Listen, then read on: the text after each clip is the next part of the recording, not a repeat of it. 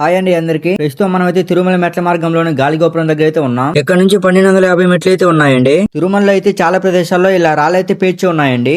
దీనికల్లా కారణం ఏంటో తెలిస్తే కామెంట్ చేయండి.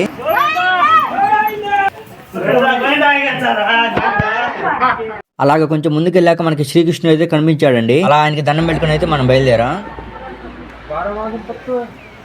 తర్వాత మనకి వరాహ స్వామి అయితే దర్శనం ఇచ్చారండి.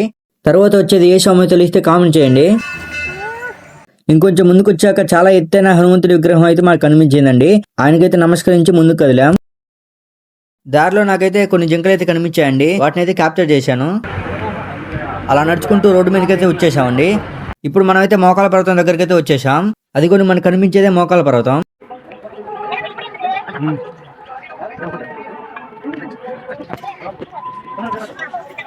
ఇక్కడ నుంచి 50 మెట్లు అయితే ఉన్నాయండి. మీకు కానీ ఫుల్ వీడియో కావాలంటే మన ఛానల్లో ఉంది, వెళ్ళి చూసేయండి.